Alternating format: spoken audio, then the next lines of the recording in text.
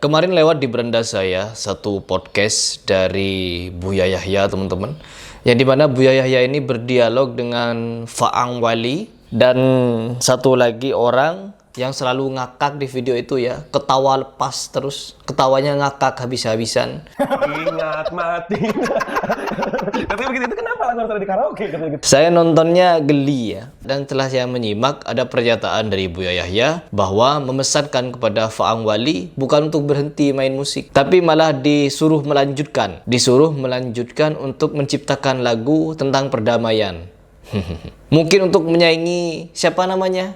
Gigi. Perdamaian, perdamaian, perdamaian, perdamaian. Teman-teman, saya di sini mengira kalau Buya Yahya ini paham kenapa musik itu jadi haram, kenapa tidak diperkenankan untuk bermusik-musik. Yang diperkenankan di dalam Islam mungkin menurut pendapat beberapa ulama yaitu nasyid atau bernyanyi, hanya bernyanyi tanpa diiringi musik. Meskipun banyak juga ulama yang menyatakan bernyanyi pun itu melalaikan. Ya, jadi untuk bernyanyi-nyanyi itu tidak diperkenankan juga. Namun kalau hukum musik mutlak haram kalau kita merujuk kepada keempat imam mazhab. Saya mengira kalau Buya Yahya ini benar-benar paham akan bahayanya musik, tapi saya malah meragukan bahwa beliau itu paham bahayanya musik. Saya bukan meragukan keilmuannya, teman-teman. Saya bukan meragukan keilmuan Buya Yahya. Namun yang saya ragukan adalah pemahaman beliau tentang bahayanya musik. Musik, teman-teman, yang orang nikmati adalah ketukan, irama, intonasi, serta alunan dari musik, bukan maknanya. Di mana-mana ketika orang memainkan musik, yang dinikmati adalah alunannya, ya. Orang-orang di dalam hal ini menikmati lagu bukan makna lagunya. Rata-rata ingin joget, kalau musiknya dangdut inginnya bergoyang. Dan apapun yang disuguhkan oleh musik tersebut, bawaannya pasti ingin menari, teman-teman. Ingin menari. Lagunya solawat, teman-teman. Tapi ketika dimusiki, joget.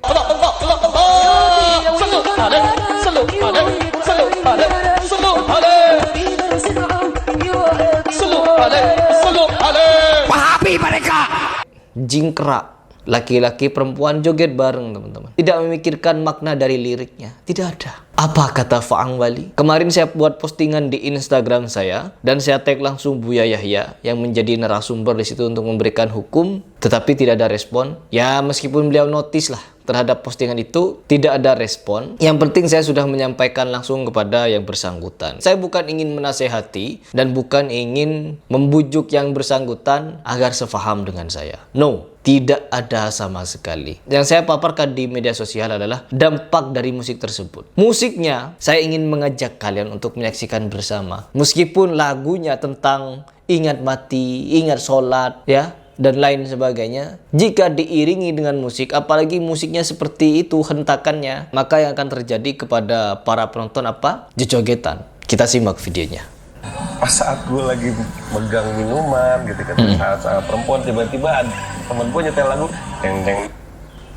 Pas saat gua lagi megang minuman, ada orang nyetel lagu deng deng deng deng deng deng deng yang begitu. Tomat itu ya, judulnya Tomat. Tiba-tiba yang mendengarkan lagu gak jadi mau minum minuman. Entah minuman apa, minuman larutan cap kaki 3, minum aqua atau minum teh pucuk atau apa, teman-teman. Pokoknya berhenti minum. Coba denger lagi. Deng langsung begini tuh. Ingat mati. Oh, ingat mati. Yang baju putih ketawanya ngakak, teman-teman. Ketawa ngakak yang sebenarnya kurang sopan lah. Ketawa ngakak yang kurang sopan di depan Buya Yahya. Kalau saya melihatnya ya kurang sopan. Ketawa sampai seperti itu. Tapi begitu itu kenapa lagu harus ada di karaoke? Satu sisi. Ini postingan saya ya. Ini postingan saya yang semalam. Efektif dong ya? Efektif. Lagunya efektif, teman-teman. Untuk mengingatkan orang akan kemaksiatan, efektif. Lagu-lagu wali, ya, religinya itu mengingatkan akan kematian. Jadi yang di bawah penontonnya itu pada merenung, ya, pada merenung, tidak menikmati musik. Dan Buya Yahya di sini menyimak. Ya, lagu padahal itu lagu niatnya kan cuma niat Wali itu membuat lagu Buat lagu religi. Buya Yahya minta Faang bikin lagu perdamaian seperti Gigi, teman-teman. Perdamaian. Biar nanti genre musiknya tentang perdamaian itu seperti rock atau seperti musik yang biasa dimainkan oleh Wali Band ya. Jadi seperti itu, asik buat dijogetin, teman-teman. Ya. Sufi. Itu sebagai reminder diri aja. Reminder. Kalaupun misalnya suatu saat ada yang tergerak, Suatu saat ada yang tergerak, jadi itu apa namanya, hidayah dari musik, ya, mendapatkan hidayah dari musik yang dibawakan oleh Faang Wali. itu mah bonus aja dari Allah. Bonus. Tuh, lihat. Apakah seperti ini yang disebut dengan hidayah? Semua penonton konser dari Wali begini, teman-teman. Tergerak. Ketika dinyanyikan lagu Rabbana Atina Fid Dunya Hasanah, bukan berdoa dengan setulus hati, mengingat akan kemaksiatan, mengingat akan dirinya yang ikhtilat di bawah, mengingat yang dimana mereka ini menyia-nyiakan waktu. Tapi apa mereka? Joget, teman-teman. Joget.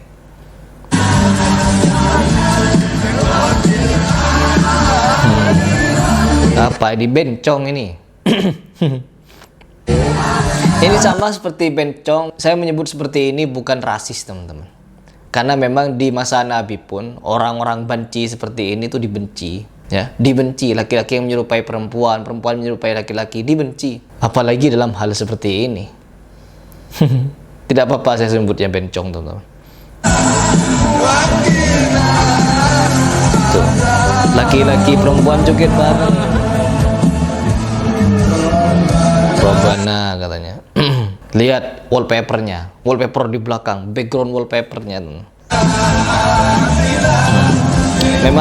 Memang ini ditujukan kepada muslim dan muslimah ya. Dilihat dari backgroundnya di belakang itu.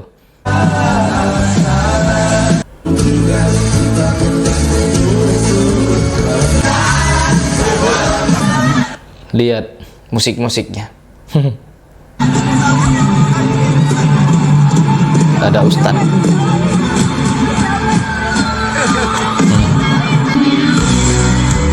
Nah, ini yang dimaksud.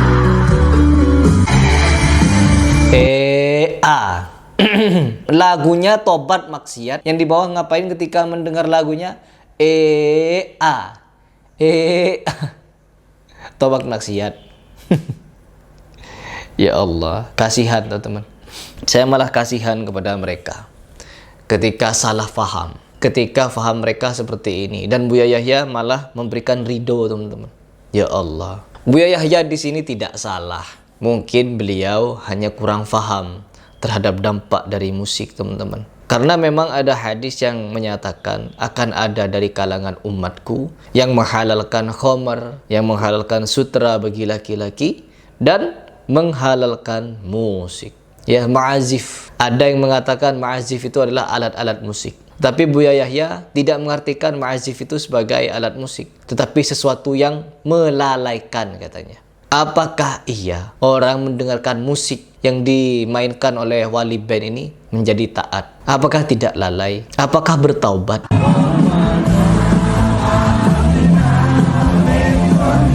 Saksikan sendiri bagaimana yang terjadi di konser itu. Afala taqilun. Keempat imam mazhab tidak ada yang menghalalkan musik. Saya juga hobi dulunya bermusik-musik. Sampai sekarang kadang saya masih mendengar musik, teman-teman. Pergi ke mall, ada musik, ya didengar. Kadang nonton film, tapi saya tidak membenarkan kalau hal itu adalah halal. Saya tidak berani untuk menghalalkan apa yang Allah haramkan, yang Rasulullah SAW haramkan. Saya tidak berani untuk menghalalkan. Apalagi mencari-cari cara agar hal tersebut menjadi benar. Disuruh menciptakan lagu. Saya sebelum mengaji salafi, teman-teman, saya meminta kepada murid saya yang dia musisi untuk menciptakan lagu untuk PSGI, untuk perguruan silat saya. Sampai-sampai kita bikin video klip, saya cerita kepada kalian. Tapi apa? Setelah saya memahami bahwa tidaklah musik itu menjadi benar, meskipun niat kita baik untuk menyemangati orang, untuk memberikan reminder bahwa ini loh kita, tetap dampak dari musik adalah buruk, teman-teman. Apalagi musiknya seperti itu. Sekalipun musiknya melo, sekalipun musiknya sedih teman-teman, manfaat dan mudaratnya lebih banyak mudaratnya. Jadi memang ketika orang berpendapat musik itu haram, mereka itu ingin selamat, ingin menjalani agamanya, ya tanpa syubhat sedikit pun. Kenapa orang ketika terjebak kepada syubhat, sesuatu yang benar bisa menjadi salah, sesuatu yang salah terkadang terlihat benar, dan inilah syubhat. Berjalan di tengah-tengah antara halal dan haram, dan dia tidak tahu apakah itu halal dan haram. Ketika dia mengerjakan, bisa jadi dia terperosok kepada yang haram atau dia bisa terperosok kepada yang halal. Namun muslim yang sejati adalah ketika dia meninggalkan perkara-perkara syubhat di dalam agamanya. Itu adalah muslim yang sejati. Tidak memberanikan diri untuk mengambil resiko mengerjakan yang syubhat. Tapi yang terjadi sekarang apa? Banyak ulama-ulama yang mensupport kegiatan-kegiatan sontoloyo seperti itu. Jadi ini hanya reminder juga ya, bukan cuma wali yang bisa mengucapkan reminder. Apa dampak positif dari musik? Musik dilantunkan dengan solawatan, yang ada apa? Joget. Musik dilantunkan dengan lagu pujian-pujian kepada Allah Subhanahu Wa Taala, joget. Musik dilantunkan mengajak orang tobat maksiat, yang kalian saksikan di video apa? Joget. Begitulah dampak dari musik, mengajak orang menari dan berjoget. Silahkan dipikir.